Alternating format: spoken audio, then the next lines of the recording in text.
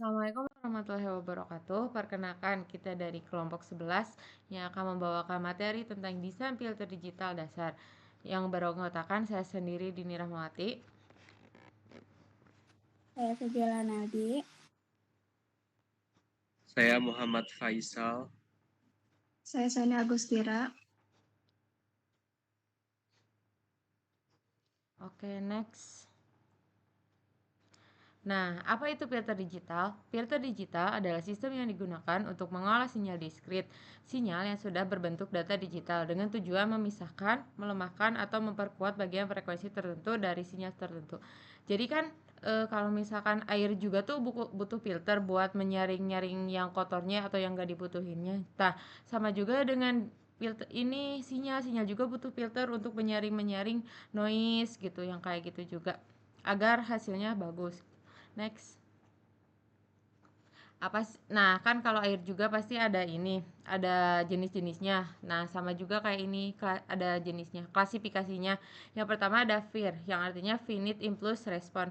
Adalah filter yang memiliki respon impuls yang panjangnya terbatas. Artinya, jika diberikan sinyal impuls satu nilai diikuti 0, outputnya akan berhenti setelah beberapa sampel. Yang kedua ada IIR atau Infinite Impulse Response, adalah filter yang memiliki respon impuls tak terbatas. Artinya, outputnya bisa terus berlangsung karena menggunakan sistem umpan balik. Nah, coba dibedainnya. FIR itu finish itu artinya responnya selesai atau berhenti, dan IIR itu infinite, responnya terus berlanjut. FIR itu gak ada feedback dan berhentinya cepat, sama IIR itu ada feedback dan bisa terus berlanjut gitu. Itu cara bedainnya, inget-inget aja itu. Next. Nah, jenis-jenisnya tuh ada low pass filter LPF, yang artinya melewatkan frekuensi rendah dan meredam frekuensi tinggi. Yang kedua ada high pass filter, yaitu melewatkan frekuensi tinggi dan meredam frekuensi rendah. Yang ketiga ada band pass filter, yaitu melewatkan frekuensi pada rentang waktu tertentu. Band stop filter, meredam frekuensi pada rentang tertentu. Dah, cukup. Next.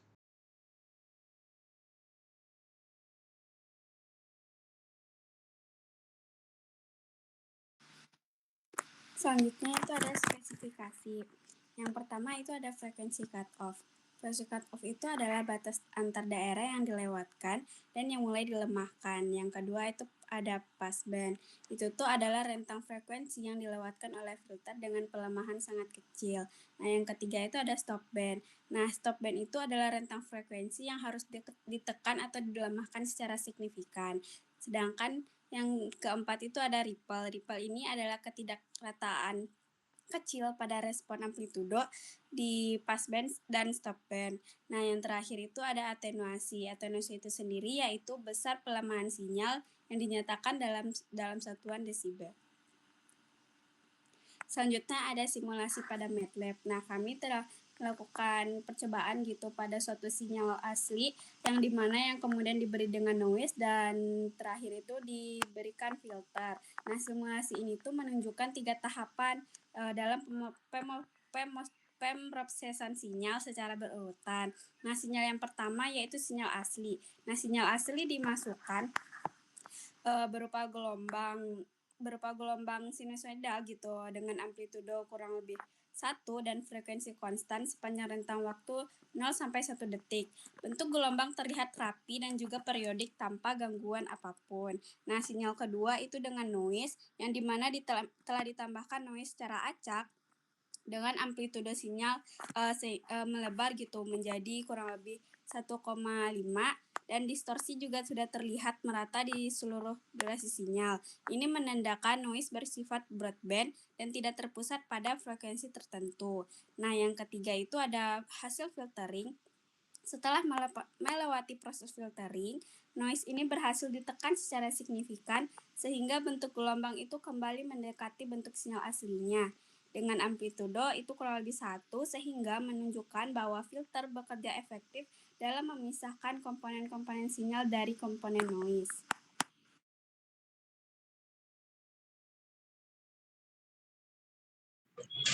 Oke. Setelah tadi kita tahu ya bahwa ada 2 jenis filter, yaitu Finite Impulse Response dan juga infinite impulse response atau FIR dan ada IR. Pertanyaan selanjutnya adalah bagaimana caranya kita membangun filter tersebut. Nah, disinilah ada metode desain yang berperan. Nah, untuk metode desain FIR ini ada 3. Yang pertama itu adalah metode window. Ini adalah metode paling dasar dan paling sering dipakai pada pada metode desain FIR ini. Ide dasarnya adalah kita mulai dari respon frekuensi ideal yang kita inginkan, lalu dipotong atau dikalikan dengan sebuah fungsi window seperti Hamming, Henning, atau Kaiser untuk membatasi panjang dari filter tersebut. Semakin baik jenis window yang kita pilih, semakin halus transisi antara passband dan juga stopbandnya. Lalu metode yang kedua itu adalah metode frekuensi sampling. Nah, di sini kita langsung menentukan nilai-nilai respon frekuensi pada titik-titik frekuensi tertentu, seperti yang sudah kita praktikum pada sebelum-sebelumnya. Lalu melakukan transformasi balik untuk mendapatkan koefisien filter. Metode ini cocok ketika kita sudah tahu persis nilai respon yang diinginkan pada frekuensi-frekuensi tertentu. Nah, untuk metode yang ketiga adalah metode optimal atau Parks-Maxellen. Ini metode paling canggih di antara ketiganya. Metode ini mengoptimalkan koefisien filter sehingga error antara respon aktual dan respon ideal itu tersebar secara merata. Hasilnya apa? Hasilnya dikenal sebagai filter equiripple. Keunggulannya adalah bisa mencapai spesifikasi yang ketat dengan order filter yang lebih rendah dibanding metode-metode yang lainnya. Lalu untuk metode desain IR ini juga ada 3. Yang pertama itu ada Butterworth. Butterworth ini menghasilkan respon yang paling mulus di passband tanpa ripple sama sekali atau disebut maximally flat. Kelemahannya, transisi dari passband ke stopbandnya ini relatif landai sehingga butuh order yang lebih tinggi untuk roll off yang tajam.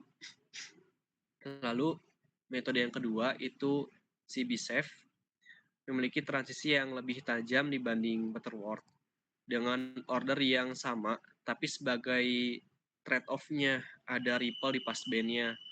Ada 2 tipe dari CBSEF ini, yaitu tipe yang pertama dengan ripple di passband dan juga tipe yang kedua dengan ripple di stopband-nya.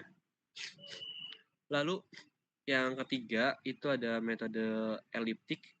Ini yang paling efisien dalam hal order filter. Elliptic ini memiliki transisi yang paling tajam, tapi menerima ripple di kedua passband dan stopband-nya. Untuk aplikasi yang membutuhkan filter sangat selektif dengan sumber daya terbatas, elliptic sering jadi pilihan utama. Nah, jadi intinya pemilihan metode desain ini tergantung pada kebutuhan dan prioritas kita. Apakah kita utamakan kesederhanaan, fase yang linear, efisiensi komputasi, atau ketajaman dari transisi frekuensi. Next. Nah, untuk implementasi desain filter, ini tuh ada 4. Ada 4, yang mana implementasi yang pertama itu ada direct from 1. Struktur pertama adalah direct from 1 ini. Ini adalah struktur paling langsung, persamaan diferensinya diimplementasikan apa adanya. Ada 2 bagian terpisah, bagian feed forward yang memproses sinyal input, dan bagian feedback yang memproses output sebelumnya. Untungannya tuh mudah dipahami dan mudah untuk diimplementasikan. Namun kelemahannya membutuhkan lebih banyak elemen delay atau membutuhkan lebih banyak memori. Lalu direct from 2 yang merupakan versi lebih efisien dari direct from 1-nya. Nah, dengan cara apa? Dengan cara menggabungkan bagian feed forward dan feedback. jumlah elemen delay bisa dikurangi hingga setengahnya. Nah, ini yang disebut dengan struktur conical, menggunakan memori paling minimal untuk order filter yang sama. Ini sangat penting dalam implementasi embedded system atau DSP, prosesor yang memorinya terbatas. Lalu yang ketiga itu ada struktur cascade. Idenya itu adalah memecah filter order tinggi menjadi beberapa bagian filter order rendah. Biasanya order 2 yang disebut be quiet section ini yang dihubungkan secara seri. Kenapa implementasi ini menguntungkan? Karena filter order rendah jauh lebih mudah dianalisis stabilitasnya dan lebih tahan terhadap error akibat keterbatasan presisi angka dalam sistem digital. Lalu yang terakhir itu ada struktur paralel. Nah, berbeda dengan cascade yang seri ya. Di sini filter dipecah menjadi beberapa bagian yang berjalan secara bersamaan. Lalu outputnya dijumlahkan. Keuntungan utamanya adalah bisa diproses secara paralel sehingga cocok untuk implementasi pada hardware modern yang mendukung komputasi paralel. Seperti FPGA, ini memungkinkan kecepatan pemrosesan yang lebih tinggi.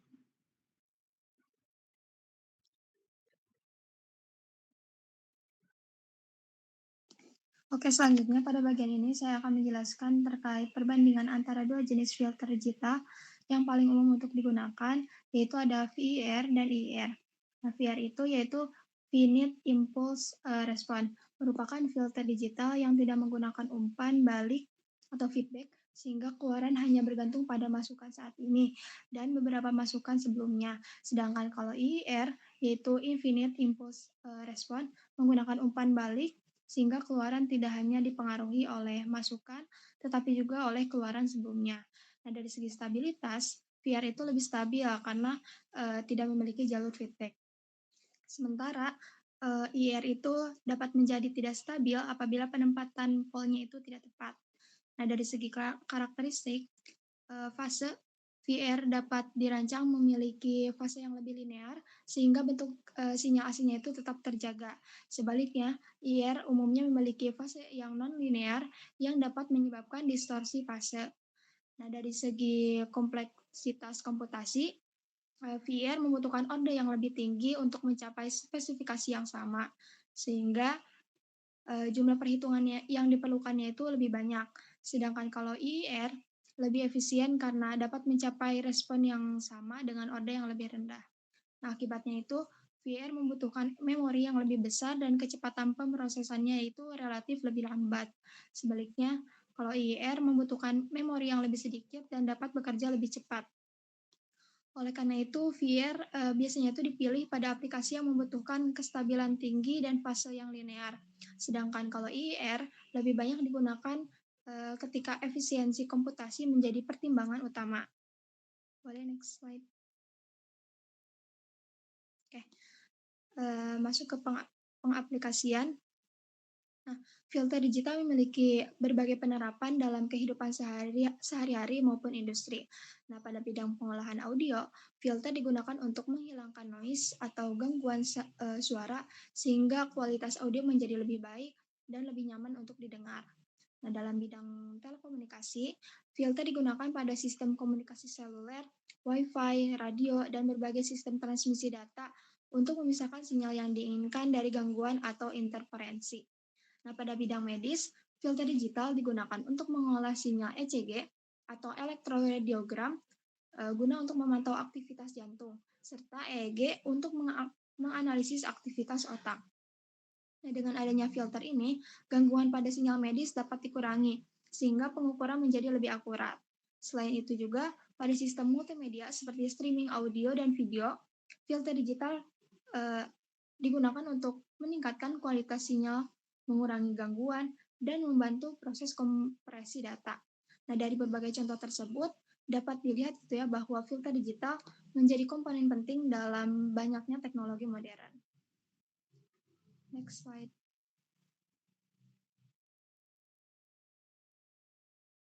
Next slide. Oke, selanjutnya ada kesimpulan gitu ya. Filter digital merupakan sistem yang digunakan untuk mengolah sinyal diskrit dengan cara melewatkan frekuensi yang diinginkan dan meredamkan frekuensi yang tidak diinginkan. Nah, berdasarkan karakteristiknya, terdapat dua jenis filter yang paling umum. Yang paling sering digunakan yaitu VIR dan EIR. Nah, VIR itu memiliki keunggulan berupa kestabilan yang tinggi dan kemampuan menghasilkan fase yang lebih linear. Sementara itu, EIR memiliki keunggulan dalam efisiensi komputasi karena membutuhkan memori dan jumlah operasi yang tergantung lebih sedikit. Dalam proses perancangan filter digital juga terdapat beberapa parameter yang penting yang harus diperhatikan. Itu yang pertama ada frekuensi cutoff, merupakan batas antara daerah frekuensi yang dilewatkan dan daerah frekuensi yang mulai diredam oleh filter. Yang kedua itu ada passband, adalah rentang frekuensi yang diizinkan melewati filter dengan pelemahan yang sangat kecil. Yang ketiga ada stopband, yaitu rentang frekuensi yang harus ditekan atau diredam secara signifikan oleh filter. Yang keempat itu ada ripple, merupakan variasi kecil amplitudo yang masih diperbolehkan gitu pada daerah passband atau stopband akibat keterbatasan desain filter. Yang kelima yaitu atenuasi, adalah besaran pelemahan sinyal yang dilakukan filter terhadap frekuensi tertentu dan biasanya dinyatakan dalam satuan desibel. Nah, dengan mempertimbangkan parameter-parameter tersebut, filter digital dapat dirancang sesuai dengan kebutuhan aplikasi sehingga menghasilkan performa yang lebih optimal. Selanjutnya saya kembalikan ke rekan saya. Cukup sekian presentasi dari kelompok 11. Apabila ada kesalahan, mohon maaf. Assalamualaikum warahmatullahi wabarakatuh. Warahmatullahi wabarakatuh.